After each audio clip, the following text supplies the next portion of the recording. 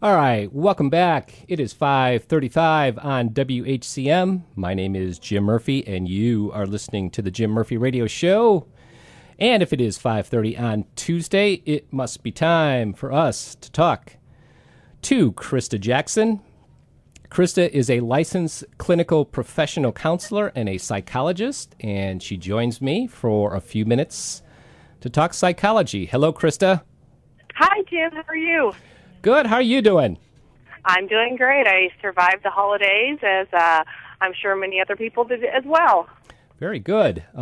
Me too. I usually kind of stumble through it and make it to the other side, and am glad that I did. So, now for our segment today, you mentioned that you wanted to talk about detoxing. Yes, that would be emotional, not physical. Oh, okay. Although sometimes the two can be almost the same. Absolutely. And when we talk about, the different types of emotions that we go through during a holiday season, it can be rather stressful. And, alongside with that, of course, comes all those New Year's resolutions that we make. Mm-hmm. And that can add a lot of stress and anxiety as you embark in the new year. Absolutely. I always thought about that with, with Christmas or towards the end of the year. It seems like, that I would want to just kind of wind down the year, think about where you've been and where you're going, mm-hmm. and kind of set yourself up and get a clear path. And there's this thing called Christmas. Now, I know there's the religious aspects and all that kind of stuff, but it just seemed like there's this big thing, and it's like a big deadline, and it can be very stressful. It can be stressful, and it can also have a very depressing component to it because it's all the build up, and then you have Christmas, and then right real quick after that you have New Year's, and then there's almost a letdown. Right. There's almost okay, now you've lived through all the stress, you've gotten through everything, you made all these wonderful New Year's resolutions, and now the reality sinks in.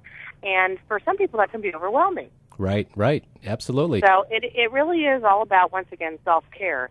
Taking the time to make sure that you're getting enough rest, making sure that you're getting enough relaxation, and, really, really kind of, like I said, detoxing from the season and really refocusing yourself, because it is a season where you're really busy thinking about lots of other things and lots of other people. So now is the time to kind of reshift and focus on yourself again and your own personal care. Mm-hmm. And I noticed that also with Christmas is each year I seem to kind of dial it down a little bit more every year, Yeah. to where it's just the basics, get a few things for a few people, do the visits with the family, and then just try to minimize it as much as possible. In years past, it was different, when the economy was different and things like that, but I seem to be trying to minimize it more and more every year. Well, and it really is more than, just the gifts and just the perfect, everything. It really is about, the relationships and the emotional connections that you have, and sometimes that does get lost.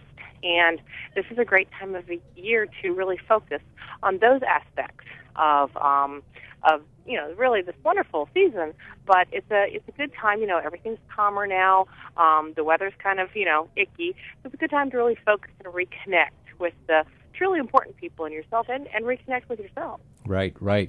Yeah, and that weather also that can play a big factor in the depression part of it, when the weather just bears down, and at some point it adds on top of everything else. Actually, you are correct. Chicago does have a higher rate of what we call seasonal affective disorder. The acronym is SAD.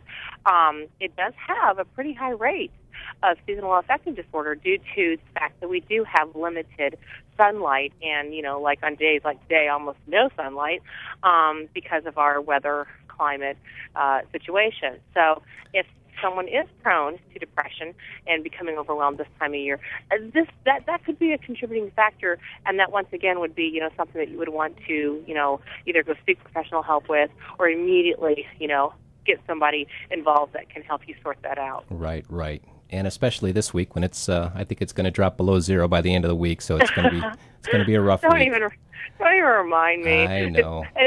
Now till March, every day it's like, why do we live in Chicago? Right. Why did I turn down that job at the University of Honolulu? Oh. Why did I do that? Oh my goodness, I would have taken that. So anyway, well, All right. Well, once again, I thank you very much for joining me. I know you're very busy, and I will let you go. And if anyone wants to get in touch with Krista, her email is Krista, that's KRISTAAM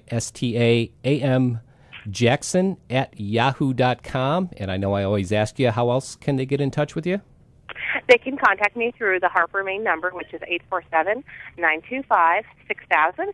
Just ask for the psychology office and ask for me. All right. Very good. Thanks, Krista, and I will see you again next week.